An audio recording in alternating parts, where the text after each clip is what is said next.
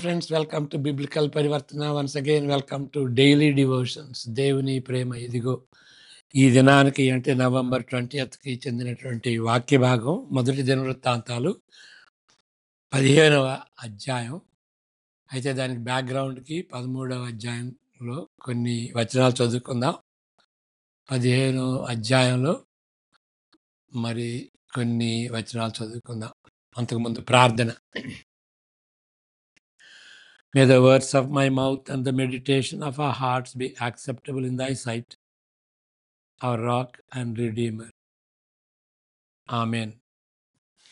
ఇక్కడ సందర్భం ఏంటి అని అంటే, ఈ మందసాన్ని, దేవుని యొక్క మందసాన్ని ఫిలిస్తీన్ల దగ్గర నుండి వచ్చినప్పుడు అక్కడ కిర్యత్ జరీం దగ్గర నుండి వచ్చింది. అక్కడ నుండి దావీదు మహారాజు దావీదు పట్టణానికి అంటే యెరూషలేము సియోను పట్టణానికి తీసుకురావాలని ఆయన ఆశించాడు. అప్పుడు అక్కడ నుండి కిదోను కళ్ళం దగ్గరికి వచ్చినప్పుడు అక్కడ ఉజ్జా ఆ మందసాన్ని పట్టుకోవటానికి చేయి చాపాడు. అతను వెంటనే చనిపోయాడు, మరణించాడు. ఓకే, ఇప్పుడు దానికి సంబంధించినటువంటి వాక్యంలో దీని నుండి మనం ఏం నేర్చుకుంటాం అనేది కూడా మనం గమనించాలి. దావీదు ఇచ్చే కారణాల్లో కొన్ని అంశాలు ఈ 15వ అధ్యాయంలో ఉన్నట్లు దాని సమాంతర వాక్య భాగం అంటే 2 సమూయేలు 6లో లేవు. అంటే కొన్ని విషయాలు 2వ సమూయేలు 6వ అధ్యాయంలో ఉన్నది, అది ఇక్కడ తిరిగి చెప్పబడింది. ఇది ఇప్పుడు సమూయేలు గ్రంథాలు, రాజుల గ్రంథాలు, దినవృత్తాంతాల గ్రంథాలు, వాటిలో ఉన్నటువంటి డిఫరెన్స్, సిమిలారిటీస్ మనం చెప్పుకున్నాం. మళ్ళా దానికి వెళ్ళనవసరం లేదు. కానీ ఇక్కడ ఏంటంటే 2వ సమూయేలు 6లో ఉన్నటువంటి విషయాలు అక్కడ లేనటువంటి విషయాలు ఇక్కడ మొదటి దినవృత్తాంతాలు 15లో ఉన్నవి. దాని గురించి మనం చెప్పుకుంటున్నాం. యెరూషలేమును స్వాధీనం చేసుకున్న తదుపరి నిబంధన మందసమును క్రొత్త రాజధానిగా నున్న నగరమునకు అంటే సియోను నగరమునకు తీసుకొని రావాలని దావీదు నిశ్చయించుకున్నాడు. మార్గ మధ్యంలో మందసం ఉన్న బండి అక్కడ ఉన్నటువంటి ఆ గుంటల రోడ్లు ఉంటాయి కదా, దాని గుండా వెళ్ళుచుండగా అది తొణికినప్పుడు ఉజ్జా మందసమును పట్టుటకు చెయ్యి చాపినందున తక్షణమే అతడు మరణించాడు. దేవునిపై దావీదు కోప్పడ్డాడు. ఏంటి, మేము మంచి పని చేస్తే తీసుకొస్తుంటే ఆయన చనిపోవటం ఏంటి అని ఒక విధంగా భయపడ్డాడు, కోప్పడ్డాడు, భయపడ్డాడు. కాబట్టి తాను చేపట్టిన కార్యమును విరమించుకున్నాడు. ఇక ఈ తలనొప్పి అని అది దాన్ని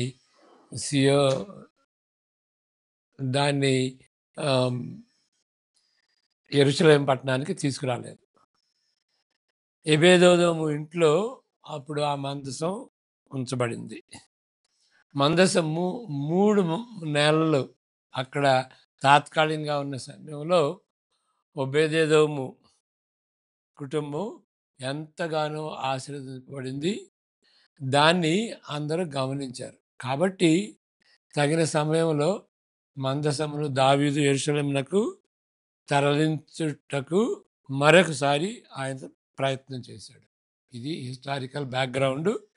అది 13వ అధ్యాయం 5 నుండి 11 వరకు చదివితే బాగుంటుంది. ఫాస్ట్గా చదువుకుందాం. 13వ అధ్యాయం 5 నుండి 14 వరకు మొదటి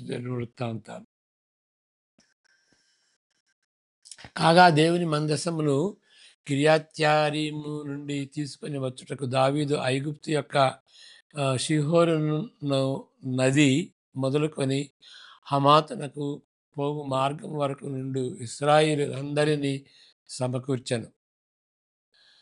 కెరూబుల మధ్య నివాసము చేయు దేవుడైన యెహోవా నామము పెట్టబడిన ఆయన మందసమును యోదాలో నుండి కిర్యత్యరీము అనబడిన బాలా నుండి తీసుకొని వచ్చుటకై అతడును ఇశ్రాయేలీయులందరూ అతడికి పోయిరి.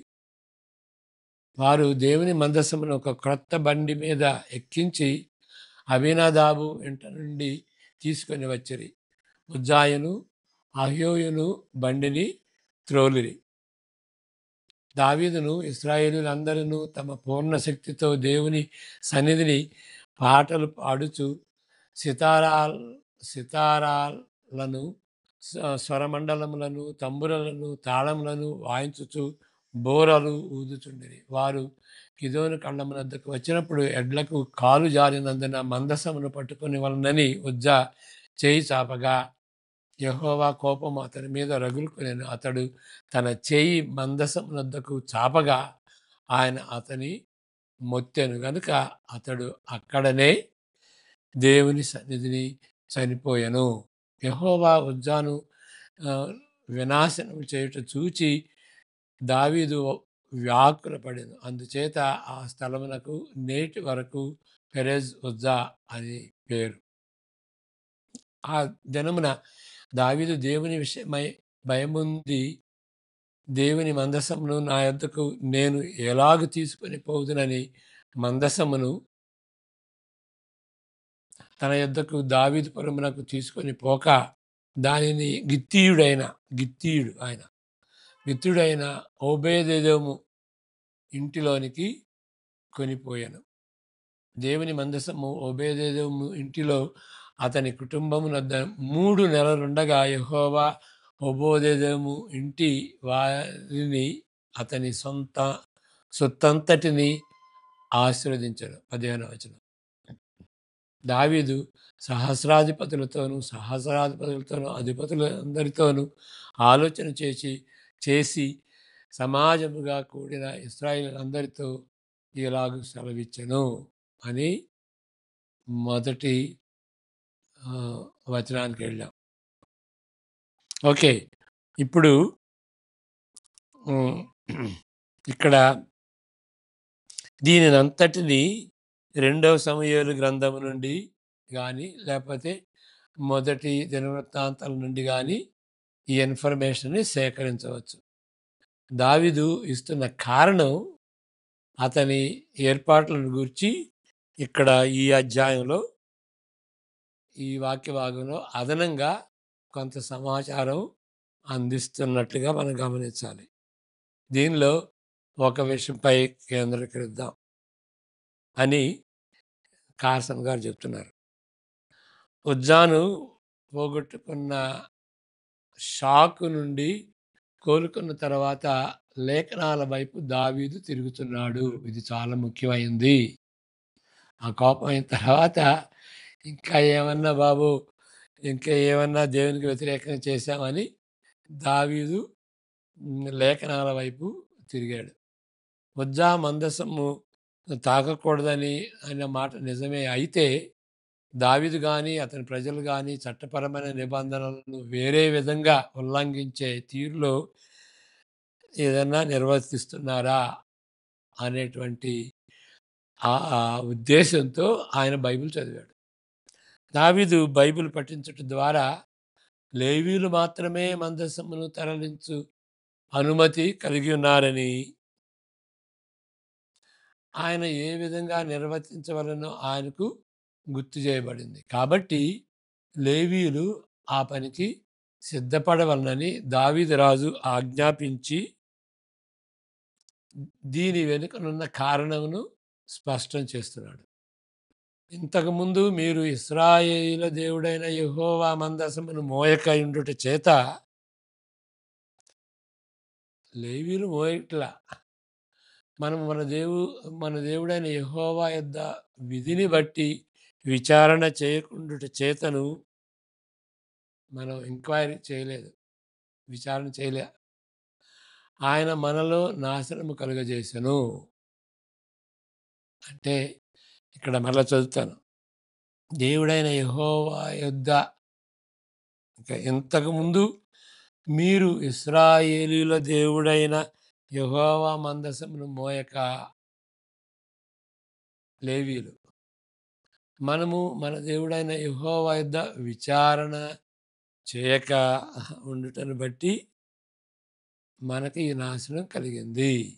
కావున ఇప్పుడు మీరును, లేవీయులను, మీ వారును మిమ్మును మీరు ప్రతిష్ఠించుకొని నేను ఆ మందసమును స్థిరపరచి స్థలమునకు దాన్ని తేవలెను. ఇంకా వేరే మాటలు చెప్తే అజాగ్రత్తగా వ్యవహరించిన ఉజ్జాపై చూపిన దేవుని కోపం తన లోతైన అసంతృప్తిని వ్యక్తపరుచుకున్నాడు. మందసమును తరలించుట అలోచితంగా చేసే పని కాదు. నియమము చొప్పున దేవునికి విధేయత చూపిస్తూ తన సన్నిధిని సూచించే నియమాలను అనుసరించి వ్యవహరించాలి. మరలా చదువుతాను.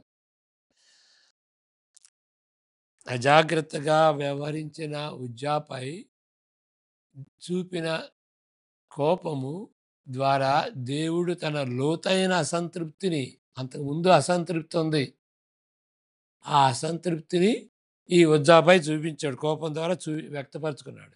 అది గమనించాలి. వాళ్ళు చేయాల్సినటువంటి రీతిలో వాక్యానుసారంగా చేయట్లా. దేవుని దేవుని వేడుకోలేదు. దేవుని యొక్క చిత్తాన్ని విచారణ చేయలేదు. రెండోదేంటి, ఆ మందసాన్ని లేవీయులు మోయాలి. అది లేవీయులు అది మోయలేదు. కాబట్టి దేవుడు అసంతృప్తి చెందాడు. అయితే ఆ కోపాన్ని ఈయనపై చూయించాడు. ఉజ్జాపై చూయించాడు. ఎందుకంటే ఉజ్జా కూడా చేసింది రైట్ కాదు. ఆయన చేసింది తప్పే. కానీ అంతకుముందున్న అసంతృప్తిని కోప రూపంలో ఆయన మీద, ఆ అకేజన్‌లో, ఆ సందర్భంలో ఆయన మీద చూయించాడు. మందసమును తరలించుట అలోచితంగా అంటే ప్లాన్డ్‌లాగా చేయకుండా ఉండకూడదు. అది ప్లాన్డ్‌గా భయభక్తులతో దేవుని చిత్త ప్రకారం ప్లాన్డ్‌గా చేయాలి. నియమము చొప్పున దేవునికి విధేయత చూపిస్తూ తన సన్నిధిని సూచించే నిబంధన నియమాలను అనుసరించి వ్యవహరించాలి. అది వాళ్ళు చేయలేదు. కాబట్టి లేవీయులు చేసింది అదే. తరువాత లేవీయులు యెహోవా సెలవిచ్చిన మాటను బట్టి ఆ మోషేకు ఆజ్ఞాపించినట్లు దేవుని మందసమును దాని దండెలతో తమ భుజముల మీదకు ఎత్తుకొని తీసుకొచ్చారు. అది లేవీయులు చేశారు. అంటే ఇప్పుడు వాక్యాన్ని దావీదు మహారాజు వాక్యాన్ని చదువుటాన్ని బట్టి ఇది జరిగింది. ఇక్కడ చదువుకుందాం వాక్యాన్ని. 15వ వచనం 1-15. 1-15 చదివితే బాగుంటుంది. దావీదు తన కొరకు దావీదుపురమందు ఇండ్లు కట్టించెను. దేవుని మందసమునకు ఒక స్థలమును సిద్ధపరిచి దాని మీద గుడారం ఒకటి వేయించెను. మందసమును ఎత్తుటకును నిత్యము తనకు సేవ చేయుటకును యెహోవా లేవీయులను కొనెనని చెప్పి వారు తప్ప మరి ఎవరునూ దేవుని మందసమును ఎత్తకూడదని దావీదు ఆజ్ఞ ఇచ్చెను. అంతట దావీదు తాను యెహోవా మందసమునకు సిద్ధపరచిన స్థలమునకు దాన్ని తీసుకుని వచ్చుటకై ఇశ్రాయేలీయులందరినీ యెరూషలేమునకు సమాజముగా కూర్చెను. 4వ వచనం. అహరోను సంతతి వారిని నెక్స్ట్ లేవీయులైన కహాతు సంతతి వారి అధిపతియగు ఊరియేలును వాని బంధువులలో 120 మందిని నెక్స్ట్ మొరేరీయులలో అధిపతి అయిన ఆశాయాను వాని బంధువులలో 220 మందిని గెర్నోను సంతతి వారికి అధిపతియగు యావేలును వాని బంధువులలో మాట 30 మందిని 130 మందిని, ఎలీషా ఫా ఫా పాను సంతతి వారికి అతియగు షెమయును వాని బంధువులలో 200 మందిని, హెబ్రోను సంతతి వారికి అధిపతియగు ఎలీయేలును వాని బంధువులలో 80 మందిని, ఉజ్జాయేలు సంతతి వారికి అధిపతియగు అమ్మినాదాబును వాని బంధువులలో 112 దావీదు సమకూర్చాను. అంతటా దావీదు యాజకులైన సొదోకును, అబ్యాతారు, లేవీయులైన ఉరియేలు, ఆశయ, యావేలు, షెమయ, ఏలీ ఏలీయులు, అమ్మినాదాబు అను వారిని పిలిపించి వారితో ఇట్లా ఇప్పుడు ఏ పేర్లన్నీ చదవటం ఎందుకండి? 4 తిరగనటువంటి పేర్లు చదవటం అంటే దానిలో ఒక ఉపయోగం ఉన్నది. ఈ పేర్లు చదివేటప్పుడు కొన్ని క్లూస్ ఉంటాయి. రెండోదేంటంటే వీటిని బట్టి మనం గ్రహించేది బైబిల్‌లో ఉన్నటువంటి ఈ సంఘటనలు మిథాలజీ కాదు. ఇది జరిగినది అని చెప్పటానికి. కాబట్టి ఎవరైనా అక్కడ వాళ్ళు ఉంటే రీసెర్చ్ చేసి తెలుసుకోవచ్చు అనేటువంటి రీతిగా. కాబట్టి ఇది ఏదో టూకీగా చెప్పినటువంటిది కాదు. నిజంగా జరిగింది అని మనం గ్రహించాలి. లేవీయుల పితరుల సంతతులకు మీరు పెద్దలై ఉన్నారు. ఇంతకుముందు మీరు ఇశ్రాయేలీయుల దేవుడైన యెహోవా మందసమును మోయకయుండుట చేతను, మనము మన దేవుడైన యెహోవా యొద్ద విధిని బట్టి విచారణ చేయకుండుట చేతను ఆయన మనలో నాశనము కలుగజేశాడు. కావున ఇప్పుడు మీరును, మీ వారును, మిమ్మును మీరు ప్రతిష్ఠించుకొని, నేను ఆ మందసమునకు సిద్ధపరిచిన స్థలమునకు దాని తేవలెను. 14, 15 వరకు చదువుకుందాం. అప్పుడు యాజకులను, లేవీయులను ఇశ్రాయేలీయుల దేవుడైన యెహోవా మందసమును తెచ్చుటకై తమను తాము ప్రతిష్ఠించుకొనిరి. తరువాత లేవీయులు యెహోవా సెలవిచ్చిన మాటను మోషే ఆజ్ఞాపించినట్లు దేవుని మందసమును దాని దండెలతో తమ భుజముల మీదకి ఎత్తుకొనిరి. ఆ వచనం మనం చదువుకున్నాం. ఇక్కడ నేర్చుకోనవలసినటువంటి పాఠం ఒకటున్నది. అది ఏంటి అనంటే, ఒక స్థాయిలో పిల్లల వంటి నిష్కపటమైన స్థితిని దేవుడు ఆమోదిస్తాడు. కానీ తన ప్రజలలో అధికారం గల నాయకులు, ఇక్కడ నాయకులు పిల్లలు కాదు, నాయకులు దేవుని వాక్య జ్ఞానము కలిగి దానికి విధేయత చూయించాలి. ఏదో ఉద్రేకంతో రివైవల్ టైంలో ఉద్రేకంతో ఏదో చేయటం కాదు. హల్లెలూయా అని స్తుతి గీతం పాడటం, ఇక పడిపోవటం, ఆహ్, అది అది ఆహ్, అది ఉద్రేకంతో చేసినటువంటిది. ఒకవేళ ఉద్రేకం ఉండొచ్చు. అది అది దానికని అది కాదు. దానికంటే ముఖ్యం ఆ ఉద్రేకం ఏ విధంగా రావాలి? దేవుడు దేవుని వాక్యాన్ని బట్టి రావాలి. దేవుని వాక్యాన్ని బట్టి రావాలి. దేవుని వాక్య విధేయతను బట్టి రావాలి. ఆ విధంగా ఉద్రేకం ఉంటే గ్రేట్.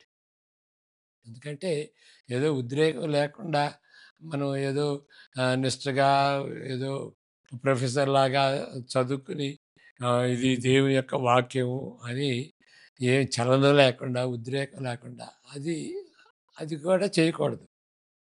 కానీ ఆ ఉద్రేకాన్ని బట్టే ఇది దేవుని వాక్యం, దేవుని స్వరం అనంటే నో. దేవుని స్వరం అనేది వాక్యాన్ని సరిగా అర్థం చేసుకుని దానికి విధేయత చూయించేటువంటి తీరు. అది మనం గ్రహించాలి. మరలా చదువుతాను.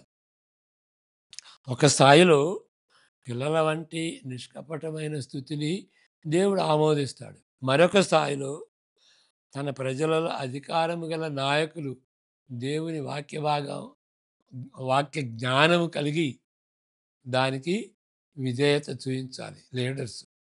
ఎంత ఆసక్తి, ఉత్సాహం ఉన్నప్పటికీ ఈ కొరతను అంటే వాక్య భాగం యొక్క వాక్య జ్ఞానం నుండి వచ్చేటువంటి విధేయత ఆ కొరతను కప్పిపుచ్చలేము. ఆసక్తితో కప్పిపుచ్చలేము. తప్పు దిశలో పోతున్న ఆసక్తి దాని గురిని ఎప్పుడూ చేరుకొనలేదు. ఆసక్తి అయితే ఉండొచ్చు. ఆ గురే, ఆ దిశే వాక్యానుసారంగా లేదు. కాబట్టి ఆ వాక్యం యొక్క గురిని ఎప్పుడు చేరతాం? చేరలేం. దేవుని వాక్యము నిర్దేశించిన దిశలో దానిని మళ్ళించాలి. దేన్ని? ఆ యొక్క ఆ యొక్క ఎమోషన్స్‌ని, ఆ యొక్క మరి ఆసక్తిని, ఉత్సాహాన్ని ఆ దిశలో మళ్ళించాలి. దేవుని వాక్యం నిర్దేశించినంటే కంట్రోల్ చేసి, దేవుని వాక్యం కంట్రోల్‌లో ఉండి ఆ ఆ తీరులో, ఆ దిశలో, ఆ డైరెక్షన్‌లో మన ఉత్సాహాన్ని, ఆసక్తిని మళ్ళించాలి. లేదా ఎంత ఆసక్తి ఉన్నప్పటికీ తప్పుగా తలస్తూ తప్పుదారి పడుతుంది. జ్ఞానపూరితమైన విధేయత కలిగినటువంటి విశ్వాసమునకు సబ్స్టిట్యూట్ లేదు, ప్రత్యామ్నాయం లేదు, ఉండదు. మళ్ళా చదువుతాను. జ్ఞానపూరితమైన విధేయత కలిగిన విశ్వాసమునకు సబ్స్టిట్యూట్, ప్రత్యామ్నాయం ఏవి ఉండదు. ఇది తప్పకుండా ఉండాలి. వాక్యం లేకుండా ఎక్సైట్ అయ్యి పడిపోవటం ఏం లేదు. కానీ యేసుక్రీస్తు ద్వారా దేవుడు మనకు చేసినటువంటి ఆ యొక్క ఆ బలియాగం, శిలువలో అర్పించినటువంటి బలియాగం, దేవుని కోపాన్ని హరించినటువంటి బలియాగం, దాన్ని అనేక రీతులుగా మనం వాక్యం ద్వారా ధ్యానించి దాన్ని బట్టి మన విధేయత చూపించితే అప్పుడు ఎక్సైట్మెంట్ వస్తుంది. ఎక్సైట్మెంట్ ఉండాలి. కానీ వాక్యానుసారమైనటువంటి, వాక్యం కంట్రోల్ చేసేటువంటి ఎమోషన్స్ అవి. ఆ విధంగా ఉండాలని మన ఆరాధన, మన యొక్క జీవితం, మన యొక్క డివోషను ఆ విధంగా ఉండాలి. అంతేగాని వాక్యం లేకుండా ఎంత ఎమోషన్ ఉన్నా కానీ అది పనికిరాదు. ప్రార్థన చేసుకుందాం. May the grace of the Lord Jesus Christ, the love of the Father, and the fellowship